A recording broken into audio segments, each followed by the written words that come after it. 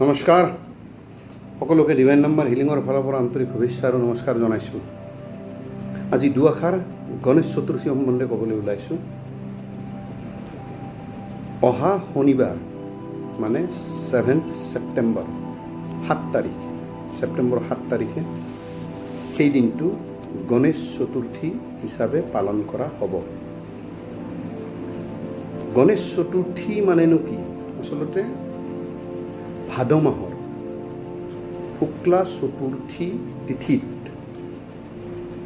মহাপ্ৰভু গণেশ বাবাৰ জন্ম হৈছিলে। সেইকাৰণে সেই তিথিটো আমি গণেশ চতুৰ্থী হিচাপে পালন কৰোঁ। এতিয়া গণেশ চতুৰ্থী আচলতে আৰম্ভ হ'ব মানে ভাদ মাহৰ শুক্লা চতুৰ্থী এই তিথিটো আৰম্ভ হ'ব অহাকালি মানে 6 ছেপ্টেম্বৰত আবেলি 3:01 পৰা মানে 3:01 পৰা আবেলি আৰম্ভ হ'ব আৰু পৰহি দিনা মানে 7 তাৰিখে 5:37 মানে 5:37 PM গধূলি 5:37 থাকিব।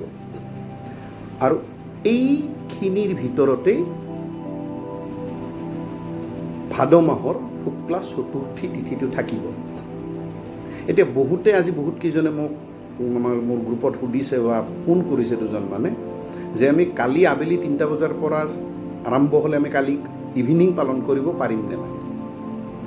কথাটো এনেধৰণৰ যে গণেশ চতুৰ্থী সাধাৰণতে পালন কৰা হয় মানুহ এজনৰ তেওঁ সৰ্ব উন্নতি মানে ধন সম্পত্তি ঐশ্বৰ্য বিভূতি পাৰিবাৰিক শান্তি সকলো ফালৰ পৰা যাতে তেওঁৰ মানে বৃদ্ধি হয় শান্তি লাভ কৰে তাৰ বাবে স্পেচিয়েলি বিশেষভাৱে ধন সম্পত্তি ঐশ্বৰ্যৰ কাৰণে গণেশ বাবাক পূজা কৰা হয় এই গণেশ চতুৰ্থী।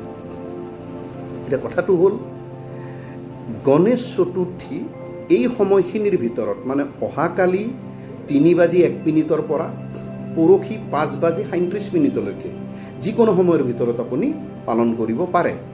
কিন্তু যদি আমি বেষ্ট আটাইতকৈ ভাল সময় কোনখিনি বুলি কওঁ, আটাইতকৈ ভাল সময় বুলি যদি কোৱা যায় তেতিয়াহ'লে সেই সময়খিনি হ'ল পৰহি দিনা মানে 7 তাৰিখে ৰাতিপুৱা 10:06 পৰা দুপৰীয়া 12:37 তাৰমানে পৰহি দিনা 7 ছেপ্টেম্বৰৰ 10:06 পৰা দুপৰীয়া 12:37 12:36 PM এই 2.5 ঘণ্টা সময় আটাইতকৈ ভাল সময় বুলি কোৱা হৈছে। এই সময়খিনিক ভাল বুলি কোৱাৰ কাৰণটো হ'ল যে আমি দিন এটাক মানে সূৰ্য উদয়ৰ পৰা সূৰ্য অস্তলৈকে এই সময়খিনিৰ ভিতৰত এই সময়খিনিক আমি 5টা ভাগত ভাগ কৰোঁ। 5টা কাল বুলি কওঁ। প্ৰাতঃকাল, সংগহকাল, মধ্যাহ্নকাল, অপৰাহ্নকাল আৰু শয়নকাল। এই মধ্যাহ্নকাল শাস্ত্ৰৰ মতে কোৱা যায় যে গণেশ প্ৰভুৰ জন্ম হৈছিলে এই মধ্যাহ্নকালত। সেইকাৰণে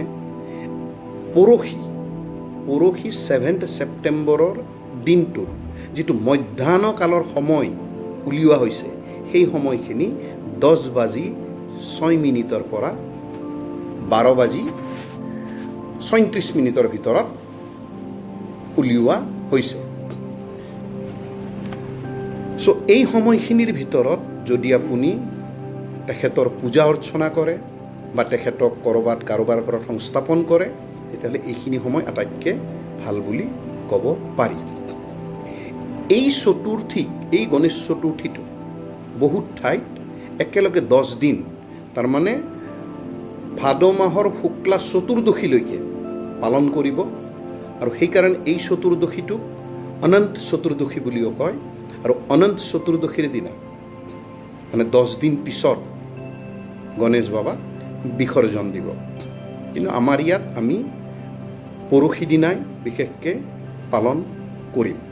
এতিয়া আমি এটা কথা ইয়াতে ক'ব পাৰোঁ যে গণেশ চতুৰ্থীৰ দিনাখন চন্দ্ৰ চাব নাপায় বুলি কয় আমাৰ।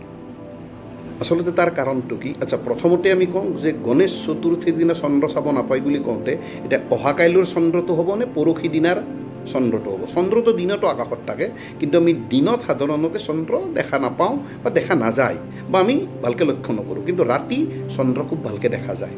গতিকে যদি আমি চন্দ্ৰৰ কথা কওঁ তেতিয়াহ'লে পৰহি দিনাৰ নহয়, অহাকালিৰ, কাৰণ পৰহি দিনা আবেলিৰ পিছত আৰু চতুৰ্থী নাথাকে। চ' কাইলৈ আবেলি যেতিয়া 3:01 পৰা আৰম্ভ হ'ব, তাৰমানে অহা কাইলৈ ৰাতি সম্পূৰ্ণ চতুৰ্থী তিথি আছে। গতিকে কাইলৈ যিটো চন্দ্ৰ, এই চন্দ্ৰটো আচলতে চাব নাপায় বুলি কয়, আৰু কয় যে এই চন্দ্ৰটো চালে মিথ্যা দোষম বা মিথ্যা কলংক লাগে বুলি কয়।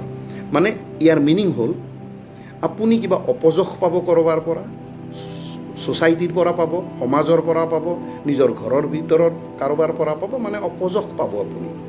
আচলতে নাৰদ মুনিয়ে কোৱা মতে যে গণেশ প্ৰভুৱে চন্দ্ৰক শাপ দিছিলে যে ভাদ মাহৰ চতুৰ্থীৰ দিনাখন তোমাক যিজন মানুহে চাব বা দৰ্শন কৰিব, তেওঁ এই মিথ্যা কলংক, এই পাপৰ ভাগী হ'ব। মানে তেওঁ অপযশ পাব বা কলংক কিবা পাব, সমাজৰ পৰা পাব, মানুহৰ পৰা পাব। গতিকে সেইকাৰণে তেতিয়াৰ পৰা এইটো যুগ যুগ ধৰি বিশ্বাস কৰি অহা হৈছে। আৰু এইটোও কোৱা যায় যে নাৰদ মুনিয়ে কৈছিলে যে ভগৱান শ্ৰীকৃষ্ণই এই ভাদ মাহৰ চতুৰ্থীৰ দিনাই চন্দ্ৰ চোৱা কাৰণে তেখেতে শ্যামন্তক মণি চুৰ কৰা বুলি অপবাদ পাইছিলে। আৰু পৰহি দিনা গণেশ প্ৰভুক আৰাধনা কৰাৰ সময়ত যদি পাৰে এই মন্ত্ৰটো আপোনালোকে মুখেৰে আওৰাব, বহুত গ্ৰহ দোষৰ পৰা ভাল ৰিজাল্ট পাব, মুক্তি পাব। মন্ত্ৰটো হ'ল ওম অবিঘ্নং কুৰুমে নিত্যং বিঘ্নঞ্চ প্ৰতিহন্যতাম যাত্ৰা মংগল সিদ্ধাৰ্থং হেৰম্বং প্ৰণম্যাম্যহম। ওম গাং গণেশায় নমঃ, ওম গাং গণেশায় নমঃ, ওম গাং গণেশায় নমঃ। মই মন্ত্ৰটো চুটিকৈ কৈ দিছোঁ যাতে আপোনালোকে মনত ৰাখিব পাৰে।